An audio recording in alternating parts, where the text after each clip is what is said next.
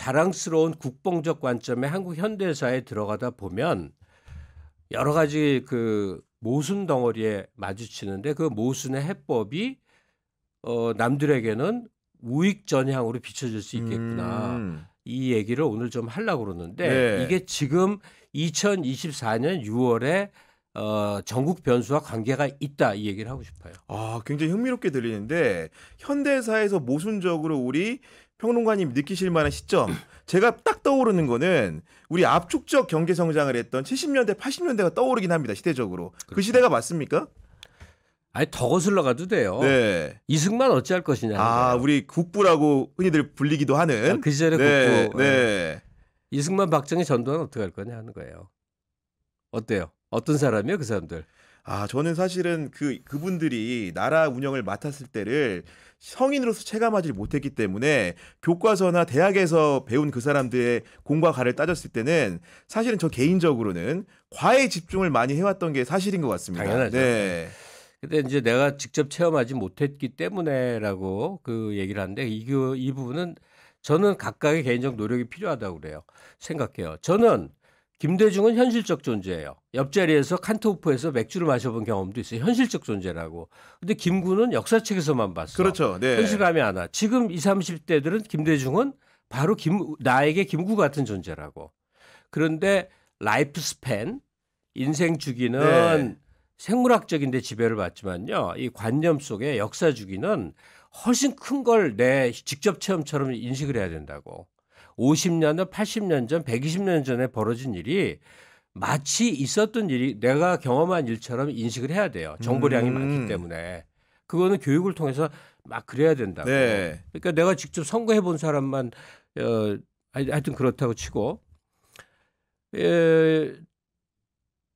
만약에 이승만, 박정희, 전두환, 뭐 전두환은 좀 껄끄럽긴 하다. 그 사람들이 투철한 진보의 소신을 가진 사람 입장에서 그렇게 악행과 문제가 많은 사람이었다면 지금의 성공한 한국은 어떻게 설명을 하냐 이거예요. 그렇죠. 네. 그러면 그 해법이 뭐냐면 지도자가 대단한 게 아니라 국민이 대단했다 이 얘기예요. 그렇게 이제 피해 가려고 그래.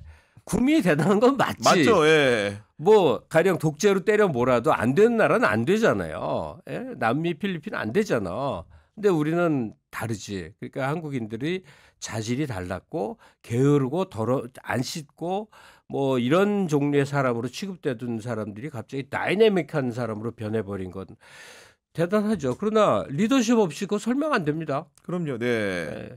당장 이승만 시대 떠올려 보면은 저 그런 생각이 듭니다. 우리가 해방 이후에 나라를 설계하는 과정이고 결국 광복이 왔지만 우리가 어떤 체제를 가질 것인가에 대해서는 그 내부적으로도 다툼이 많았는데 사실은 미국하고 일본은 어쨌든 그 당시에 그 한반도라는 공간을 어떻게 설계할 것인지 미국 중심으로 주도를 했을 텐데 결론적으로는 서방 진영이 될 것이냐, 네. 동구권의 하나, 그렇죠. 공산 네. 진영이 될 것이냐의 선택지에 놓였던 거죠. 네. 그러면 우리에게 선택지가 전혀 없었느냐? 사실은 77.8% 그 동국대 교수가 책에다 써낸 얘기 저도 읽어봤는데 그때 미 군정에서 여론조사했을 때 77.8%의 한국 인민들이 사회주의를 지지했어요. 네. 인민공화국을. 그러니까 좀 놀라운 일이죠. 근데 여기서 약간 한번 건너갈게요. 그러니까 우리 현대사가 성공한 현재 입장에서 보면 성공한 공화정, 신생 공화정인데 근데 그 공화정의 중요한 이 과정의 인물들이 천하의 나쁜 놈이라고 설명해 버리면 어쩔 것이냐 하는 건데 저는 한국의 진보, 그중에 강성 진보라고 할 수 있는 그런 분들 말고 네. 그냥 중산층 정도의 기반을 갖고 민주당을 지지하는 정도의 사람들이 나는 어땠으면 좋겠다 하는 소망이 있어요. 뭐냐? 한국의 주류가 됐으면 좋겠어. 아. 제가 민주당을 지지한 이유는 민주당 정도의 강령이 나에게 가장 안전하고 편안하고 온당하다고 그 생각이 되거든요. 그러니까 그냥 좋은 걸 선택한 거예요. 더 정의로워서가 아니에요. 만약에 그 좀 스터디를 통해서 진보를 익힌 사람들 입장에서 보면 민주당이 무슨 진보냐 그 소리 당장 나오죠. 그럼요. 예. 예. 학문적 개념으로 보면 예, 예. 그렇다는 거죠. 네. 그러니까 그 주류가 된다는 건 뭘 의미하냐면요. 사실은 비판자들의 비판을 억울하더라도 감당해야 되는 역할이 돼야 주류가 될 수 있어요.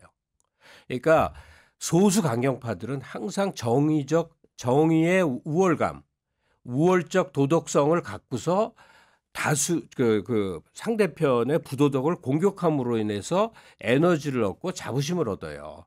그게 저항 운동가의 특징이라고. 노동 운동을 하든 학생 운동을 하든 빈민 운동을 하든 그 운동가들은 우리는 아무것도 가진 게 없지만 우리는 너희들처럼 탐욕에 물든 나쁜 놈이 아니야. 이 도덕적 우월감이 운동의 동력이 되거든요. 그러면 공격받는 측은 그래 뭐 우리가 좀 탐욕이 많고 문제가 있긴 하지. 그렇지만 우리가 이거 나라를 꾸려가잖아. 그러니까 억울한 공격을 받으면서도 가운데 중심 속에 있단 말이에요.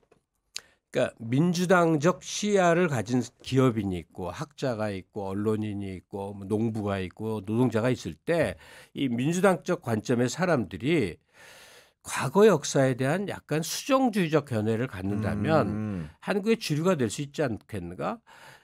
일본의 집권 세력이나 미국의 집권 세력에 비해서 한국의 민주당 지지자들을 제가 아주 공정하게 볼 때 엄청 건강하다고 생각하거든요. 굉장히 건강하고 활력이 넘치는 250만이 있다고 생각해요. 이 사람들이 그 수정주의적 시각 교정을 한다면 얼마나 좋을까. 근데 그 말만 왜 이렇게 날 잡아 먹질 못해서 이승만, 김구, 그다음에 박정희, 전두환, 박정희, 김대중 네. 이렇게 쌍으로 우리가 한국인들이 자부심을 가질 만한 존재로 수정주의적 역사관을 그냥 일반적 상식, 역사적 토론이나 학술 말고 좀 이렇게 변해간다면 이게 오늘의 문제라고 할 거 아니에요. 보편적인 얘기 중에 제가 오류로 이제 결론 내린 것들 몇 개 떠오른 대로 얘기해 볼게요. 일단 강소국 이론, 강소국. 네. 작지만 강한 나라. 예? 강소국 대만처럼 되자. 대만을 배우자. 이게 김대중론이라고. 내가 가장 이 세상에 존경하는 정치인이고 한국은 여러 가지 한계가 있지 않느냐. 분단도 있고 영토도 작고 인구도 그렇게 많은 나라 아니고 그 속에서 우리가 살아남기는 부품이라든지 기초 소재라든지 이런 거 중간 지점에서 해서 그래야 살 수 있다. 중소기업을 역점적으로 키워야 되는데 봐라. 저 박정희 정부는 말도 안 되게 턱도 없는 대기업 우선주의로 가서 그냥 뻥뻥 지르지 않느냐. 그 대기업 키우느라고 부동산 개발한 거죠. 강남 개발이 돈이 이렇게 한 군데로 모으기 위해서 여신을 하려고 이제 부동산 개발한 거거든요. 그래갖고 다 안 될 것 같은 짓만 한 거지. 지금 베트남 빈그룹이 70년대 한국 같은 일을 하고 있는데 뻥뻥 안 되고 있잖아요. 그럼요. 네. 자동차도 안 돼, 반도체도 안 돼, 또 뭐더라 뭐 너무나 어마어마한데 도전하는데 안 되잖아요. 그렇게 어려운 거라고. 베트남이 부족한 게 아니라 안 되는 거라고. 그러니까 우리도 안 되는 게 맞아. 근데 해냈잖아요. 다 예. 됐어. 그러니까요. 철강도 되고 조선도 되고 나중에 반도체 되고 자동차는 지금 미국 내 3위인데 2위 간대. 맞아요. 네. 그러니까 황당하지 않아요? 그러니까 강소국에 심취했던 나는 뭐냐고. 그때 당시 중화공업 육성 정책을 정말 말도 안 되는 헛구상이라고 생각하면서 그 작고 강한 나라를 위해서 이 부품 공장 위주로 가자던 네. 주장. 거기에 또 뭐 소신과 신념을 걸었던 건 뭐가 되냐 이거예요. 근데 지금 아무도 그 얘기 안 하잖아. 그렇죠. 반성 안 하잖아. 진보 보수로 현재 박정희 추종하느냐 김대중 추종하느냐로 지금 나뉘는 셈이야 결론적으로. 네. 이들에게 이 함께 만날 수 있는 지점은 없겠는가. 그리고 그 함께 만난 사람들이 사회 주류를 형성하면서 중심축에 좀 있어 보면 안 되겠느냐. 왼수가 되지 말고. 끝으로 이제 궁금한 게 그 주류의 관점을 가지는 것. 그럼 결국 그 얘기는 포용의 관점을 가지는 것인데 그런 마음가짐을 가지기까지가 사실은 자기 개인사라든가 한국의 현대사를 돌아봤을 때 쉬운 일은 아닐 것 같아요. 특히나 저희 이제 어머니 아버지 세대 같은 경우에는 뭐 민주화를 직접 체험하기도 했고 물론 그 압축적 경제 성장을 통해 가지고 물질적으로 덕을 본 것도 있지만 그 안에 질식할 것 같았던 문화라든가 정치 환경이 있었기 때문에 그 시대를 뭔가 화해하고 이제 풀어준다는 게 쉬운 마음가짐은 아닐 것 같은데 그런 분들한테는 어떻게 좀 말씀을 드려 설득할 수 있을까요? 제가 주류적 인간형으로 보여요? 반항인으로 보여요? 반항인으로 보입니다. 네. 아주 반항인으로 보입니다. 예. 전 평생 그렇게 살았는데 네. 착하고 선량하고 편안한 주류를 얘기하는 이유는 뭐 그렇게 되고도 싶지만 우리나라 한국인이 너무 안 행복해서 하는 소리예요. 이 정도의 경제력과 현재 윤석열 정권 하에서라도 현재 누리는 민주주의나 여러 가지 부족하다 하더라도 그 교육제도나 복지의 혜택만 따진다 하더라도 지금보다 훨씬 행복해져야 되거든요. 근데 사람들이 습관적으로 반항인처럼 된다. 일단 의사는 다 도둑놈이고 나쁜 새끼들이야.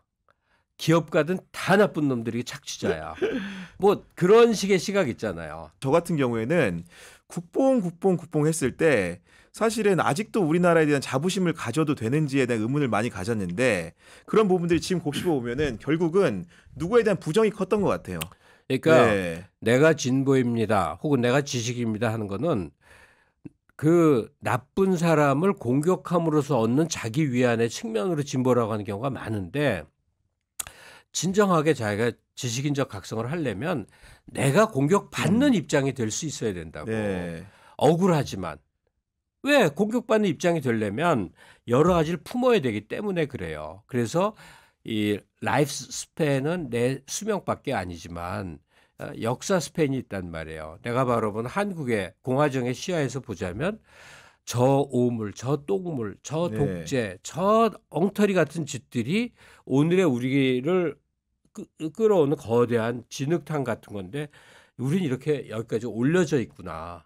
이런 생각으로 좀 했어요. 정말 공감하고 비판을 위한 비판하는 거 쉽지만 비판을 넘어서 뭔가 새롭게 만든다는 거는 훨씬 더 어려운 작업인 것이고 결국 그런 사고에 도달하고 새로운 설계 나라를 만들기 위해서는 정말로 머리가 열려야 되고 그 얘기는 주류적 시각을 우리도 가져야만 정말로 진정하게 새로운 공화정을 만들 수 있는 시기에 진입할 수 있다, 도달할 수 있다.